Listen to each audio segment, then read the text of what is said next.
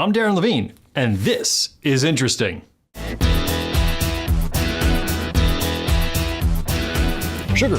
We all eat it, and most eat way more than is healthy. No, this isn't an attack on all things sweet, just rather a checkup on one of the many things we tend to overconsume.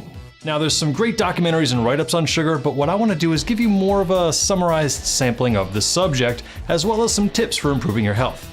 Now, don't worry, I'm not going to tell you to stop eating all sweets. The idea here is to gain information so you can make better decisions for your body. Our understanding of health is always being refined, but one thing that's a pretty solid rule of thumb is that overconsumption of just about any one thing is not good. So when the powers that be started to postulate just how much the average human should consume of our key nutrients, they didn't quite have a clear answer when it came to processed sugar.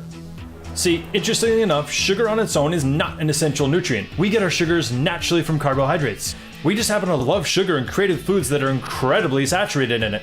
We've come to call these added sugars. You may also see them referred to as free sugars. The health issue with these simple sugars is that they're empty calories. They have zero nutritional value. That and they're downright addictive and incredibly easy to consume a ton of in a short period of time. The negative effects are many. First, you can easily blow past your daily calorie needs, which leads to weight gain, and overconsumption of sugar has been linked to types of diabetes and heart disease. The phrase added sugar is something you'll start to see on food labels, and this has been desperately needed because when you look at the old food label, the grams of sugar are also part of the grams of carbohydrates. The issue here is that this doesn't tell you how much of those sugars occur naturally in the food and how many are refined added sugars. The category of added sugar also groups in simple or refined products such as syrups and even honey. You might be surprised that honey is a target, but despite honey's benefits, it's still a simple sugar. You may think that your raw organic honey is different because surely raw means unprocessed, right? Well, yes, it hasn't been processed by humans. The bees did all the processing for us. You'll also notice that the sugar line on the label doesn't suggest a daily percentage, so how are you supposed to know what amount is okay to consume? Our current data suggests that we should avoid consuming more than 50 grams of added sugar per day for the average human. The good news is that many experts believe we can consume just about as much naturally occurring sugars as we like, just so long as it's within our daily calorie allotment and that it's consumed as part of its original form, such as a whole fruit. The key here is to not process it in any way which would make it easier to consume in excess. Fruit juice is a prime example, since most folks would have a hard time eating the same sugar content in a whole fruit than you could in a fruit juice. For you orange juice lovers, it takes upwards of 8 whole oranges to make a 16-ounce glass of orange juice. You could gulp that glass down in a fraction of the time it would take you to eat 8 oranges. And realistically, when's the last time you could actually eat that many oranges? That and you'd be getting the full fiber content of the fruit, which slows the sugar absorption into your system. So while the new added sugar line on food labels is a great addition, you're still going to have to use good judgment. Because if we once again use fruit juice as an example, as long as a bottle is 100% juice, it's considered to have no added sugars. And you might be misled into thinking you can drink as much orange juice or apple juice as you liked. It can contain as much sugar content as a soda. And speaking of soda, here's a tip for you soda drinkers, because one of the most surefire ways a person can lose weight is to reduce or give up drinking soda. so when eating out, most soda machines actually have a little tab that's labeled as soda, which puts out just plain unsweetened carbonated water. Because that's all soda is carbonated water plus a syrup mixed together. So what I want you to try next time you go out is do half that and half whatever else you like. And I'm confident that over time, you'll be able to work yourself down to less and less syrup.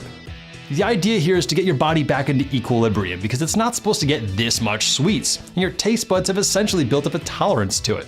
If you can start to reduce the sweetness of foods you eat, you'll actually start to see things like regular soda as too sweet. Now here's another heads up about the tricks of the industry.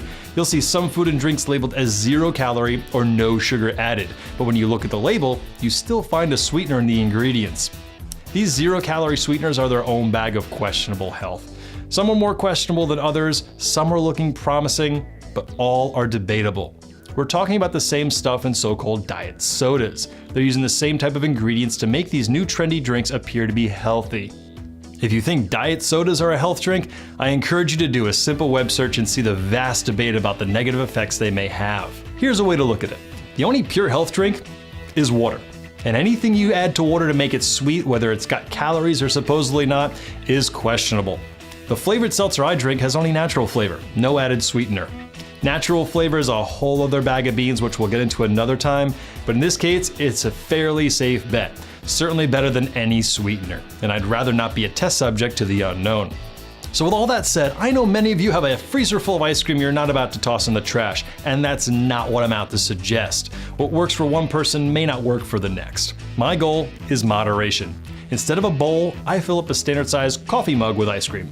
Better yet, go for ice cream bars, the good old portion control methodology. Don't trust that you'll be able to put down the spoon if you crack open a whole pint. One last thing is to try and save sweets for treats such as dessert, and avoid any added sweeteners for your main meals. It can be tough because they add sweeteners to just about everything. Some that you should look out for are aspartame, sucralose, and anything ending in TOL, such as xylitol, which by the way is highly toxic to dogs. But it really just takes some scrutiny in the ingredients and trying new things. You've only got one body, so treat it right. If you want to dig into more info on sugar, look for the documentary The Truth About Sugar, as well as one called Fed Up. I have no involvement in either, I just think they're a great watch. So thanks for watching, and don't forget to do that thing where you click the button which subscribes you to my content.